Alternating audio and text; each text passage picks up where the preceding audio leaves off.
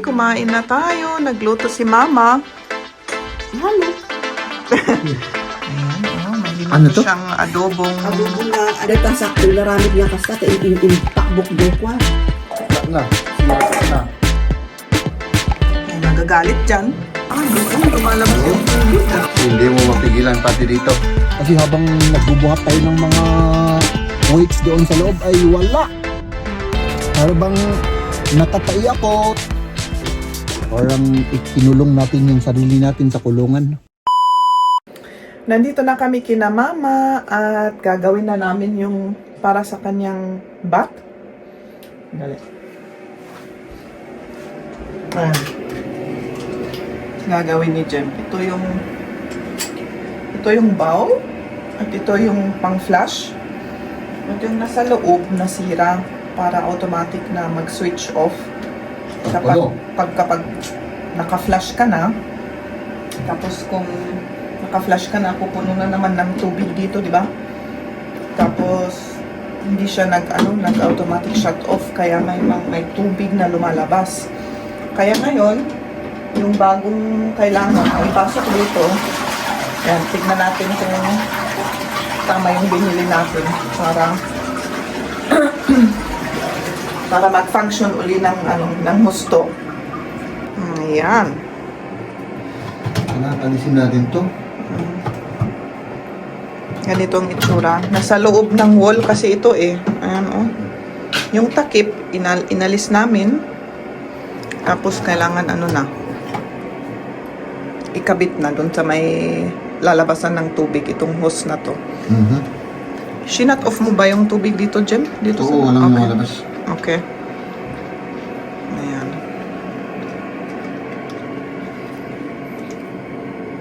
Pero parang walang to may kulang.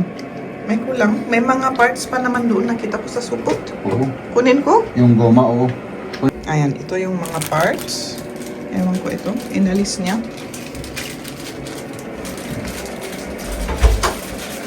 Hindi natin kailangan yung karamihan nito, pero Depende siguro sa kabitan, oo. Magkakaiba-iba naman kasi. Depende sa kung saan mo ilalagay. Oo.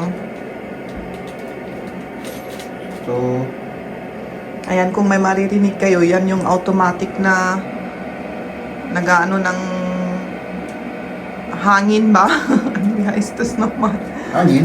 Itong zzz, nagaganon, automatic. Ventilator. Ventilator. Kasi dito sa loob ng CR walang bintana. Kaya may automatic ventilator si Lola. Oo. Para Para maalis yung mga Parang humid, kung mali. mag-shower ka, ganon.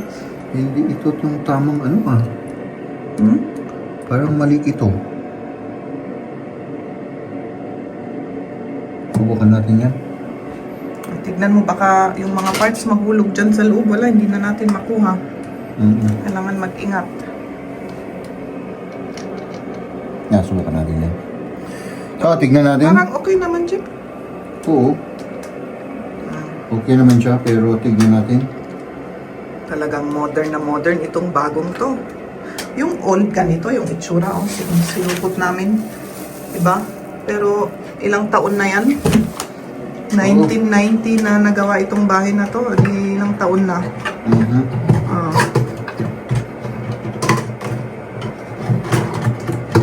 Ayaw naman.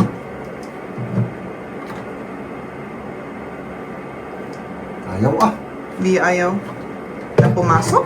Oo. Dito. Yan, pumasok naman. Hindi. Ayaw ko ng ganyan. Parang Dapat. Wala na. Zero na. Oh. My goodness. May magagalit dyan. May magagalit? Oo. Ayan, maganda pa yun eh. Sus.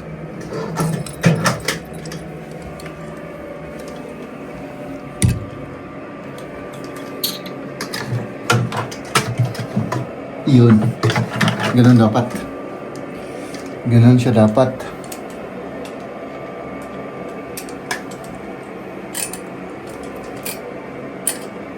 Sana mag-function ito, mahal. Mag-function. Oo nga, sana nga. Kasi yan lang naman ang pwedeng mailagay dyan. Oo. Wala na kasi, old na kasi siya. Old na kasi yung... Luma na, hindi na ginagawa yung ano. Hindi na produce yung... Oo. Ano, yung parang... Yung ganun na old. Oo. Siyempre, ilang taon na yun. Tignan Oh, natin. yan. I-on natin yung tubig. Okay.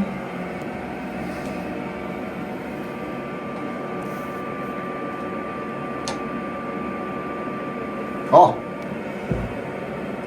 Naka-off naman siya. Baka dyan, main switch. Wala ah.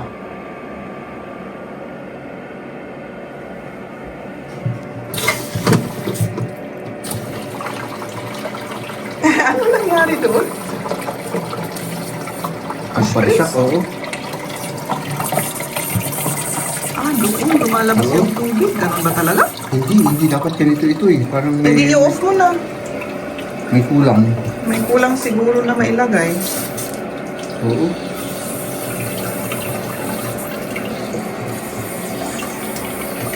Bakit ganun na napakaano niya? Lagyan muna natin ng pamunas kasi basa. Para ano.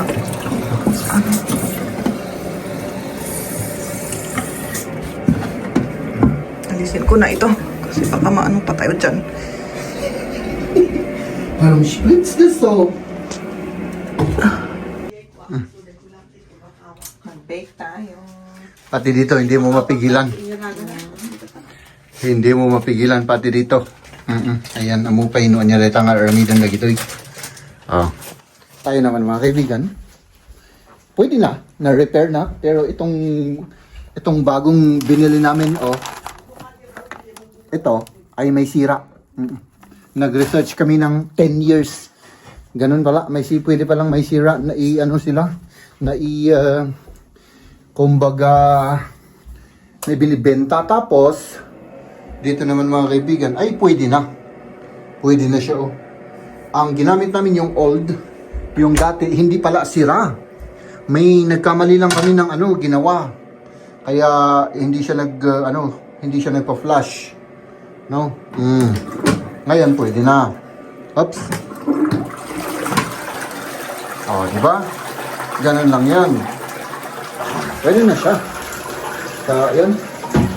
Tapos na ang ating job here. Siguro kakain ba tayo? Tapos umuwi na tayo at may mga gagawin pa tayo doon sa loob ng bahay.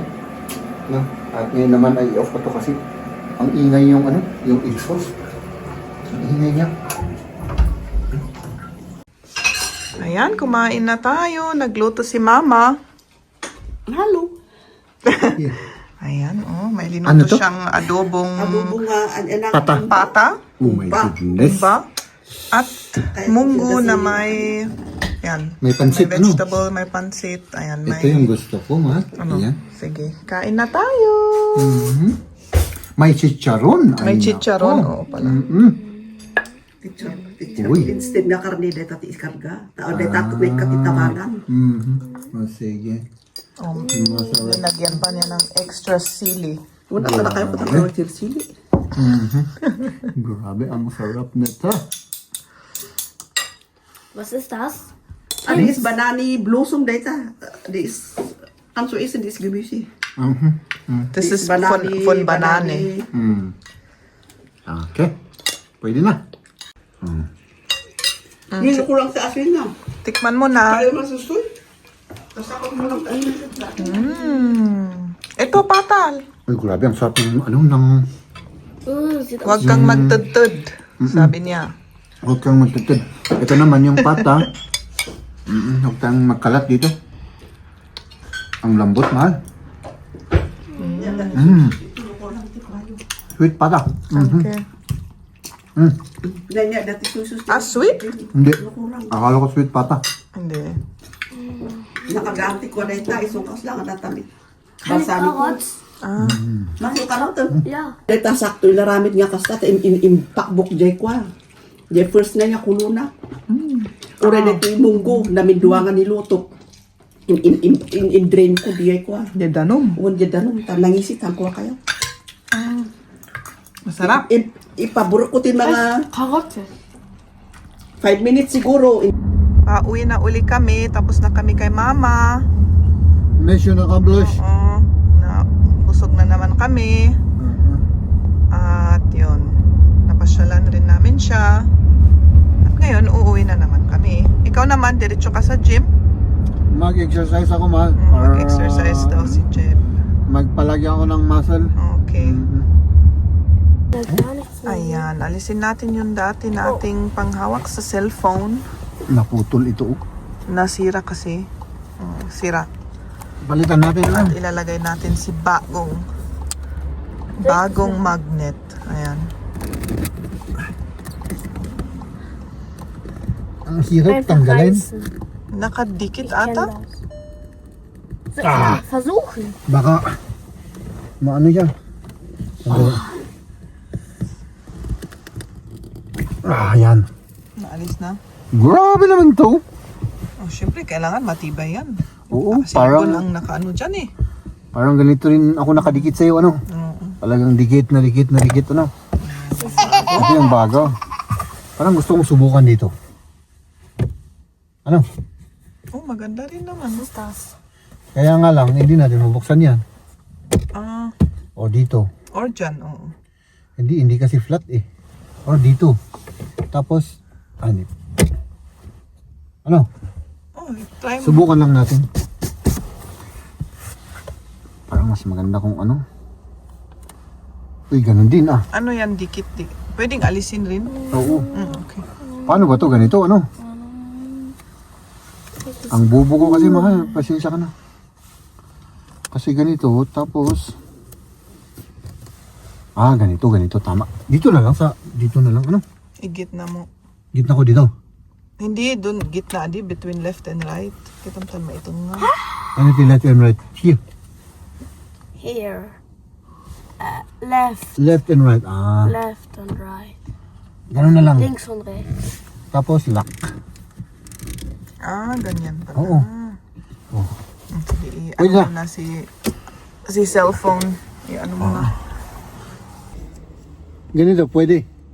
Ayan. Pwede rin, ano? Maganda naman. Ay, ano?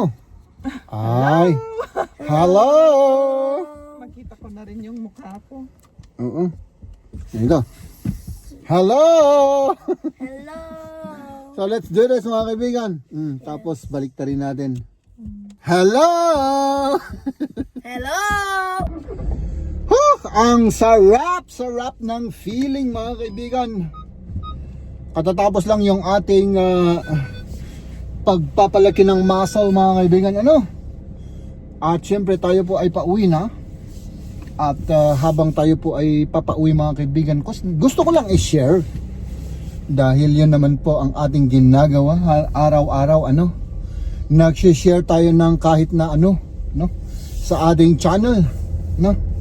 At yun, ang sarap ng pakiramdam, mga kaibigan, kidding aside talaga. Ang ano, nakakapagod siya talaga. Oo. Na mag-exercise, mag-gym, no? At yun nga po. Pero pag labas po natin, kagaya ngayon, ang sarap talaga ng pakiramdam, bang. Para bang nawala ba yung ano, yung pagod. Kasi habang nagbubuhat tayo ng mga weights doon sa loob ay wala. Para bang natatai ako, tapos parang nasusuka, ewan ko. Mixed feelings ba? Pero yun, pagkatapos ay napakagaan ng pakiramdam. Oo. At yun po ay ginagawa na po natin halos everyday for the past 10 days, no? At yun, nag-break tayo ng 2 days. So 5 days straight, 2 days break. Tapos ngayon naman pangatlong araw ulit natin. So 2 araw pa. Tapos break naman ulit tayo ng 1 o 2 araw, no? Para medyo mag-regenerate yung ating mga buto-buto sa katawan, yung ating katawan mag-regenerate ba?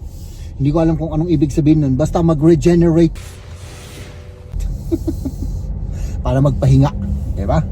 So, yun, advice ko sa inyo mga kaibigan, lalong-lalo na yung yung laging nai-stress sa trabaho o kaya sa personal na buhay, mag-exercise tayo mga kaibigan, kahit na hindi gym, kahit na basta kahit na maglakad. Oo, lagi kong sinasabi ito, no? Kung tinatamad tayong mag-exercise, mag-jogging, mag-running or yung mga sport na dati nating ginagawa, kahit na maglakad muna, pag umpisa tayo sa paglalakad. Oo, yun ang ginawa ko eh. Ilang taon rin akong hindi nag-exercise mga kaibigan, siguro mahigit 2 taon mga kaibigan. Tapos 'di ba noong siguro 4-5 months ago, nag-umpisa na tayong maglakad-lakad, oo. At yun, habang tayo po ay naglalakad, naisipan ko na rin na parang naaakit ako sa kasi dito sa banda dito rin ako naglalakad mga kaibigan. At parang naakit ako sa mga nagji-gym ba. Naalala ko noon nung ako rin ay nagji-gym. So sabi ko, parang gusto ko ring ulit subukan, di ba? At tayo ulit ay hindi naman sa nagpapalaki ng muscle ako eh. Ang ko mga kaibigan, yung bang noon, syempre nung bata-bata pa tayo, gusto ko malaki yung muscle ko, malaki yung katawan ko. Pero ngayon mas nakakonsentrate ako sa yung bang para gumalaw yung katawan natin. Oo. Kasi minsan mga kaibigan sa trabaho, nakaupo lang talaga ako doon sa lamesa at sa computer ba. Oo. Minsan. So yung ginagawa ko talagang pag break time, nakatayo ako the whole time. O kaya yung iba namang ginagawa ng mga katrabaho namin, yung mesa ng ibang katrabaho namin, pwede mong ipataas, so pwede kang tumayo na nagtatrabaho. Yung mesa ko naman, dahil pagka kumuha ko ng mesa na yung ina-adjust mo pataas, pababa, hindi kasya doon sa sa opisina namin kasi maliit yung room namin eh. No? Yung iba, syempre ang lalaki ng opisina nila eh, syempre malalaking gamit yung kanilang dala. I mean ginagamit, no? So ayan mga kaibigan, at yun nga po ang advice ko talaga, kailangan talaga mag-exercise tayo. Part ng buhay ng tao yan mga kaibigan. Kahit man lang maglakad tayo, at lalong-lalo na kapag tumatanda tayo ay bumabagal ang lahat-lahat ba, kumbaga. Lalong-lalo na yung metabolism natin. Oo.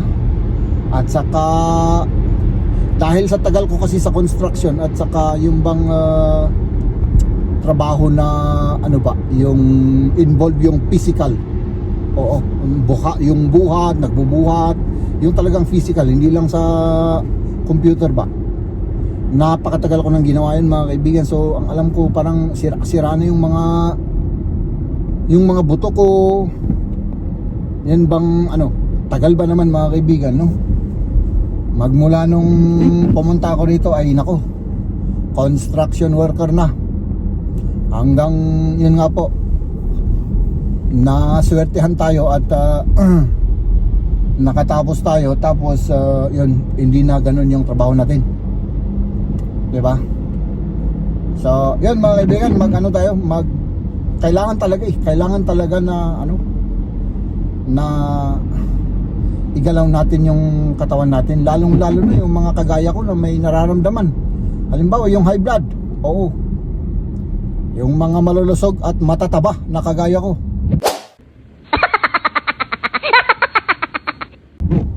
Kailangan mag-burn tayo ng fat, oo.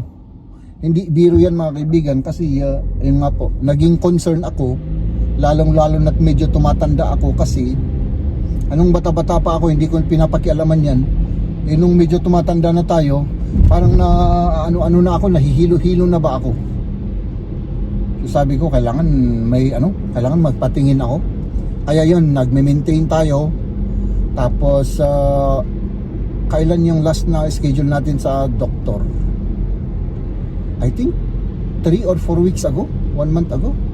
Pero ngayong pagkatapos ng Christmas, New Year, yung first week ng January 2026, meron ulit akong schedule sa doktor.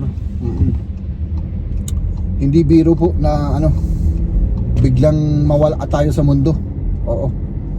Biglang ang bata-bata pa natin ay naatake tayo at wala na, goodbye world.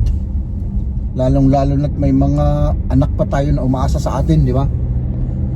Hindi pwede pa tayong pumunta sa kung saan man tayo patutungo, no? Kailangan muna maging independent yung ating mga anak bago tayo magpaalam sa mundo na to. So ayan, kaya yun, take care of your health mga kaibigan. Huwag tayong lalong-lalo na yung mga kagaya ko noon na pamatcho-matcho na akala ko hindi ako matatablan noon ng sakit, ay wala pala. Kapag nagkasakit pala tayo ay lalong-lalo na't kung wala tayong insurance ay wala. Kahit sabihin mong marami kang properties ay wala, ibibenta mo yung mga properties mo. Benta mo yung mga properties mo, ibenta mo lahat. Para mga kaibigan?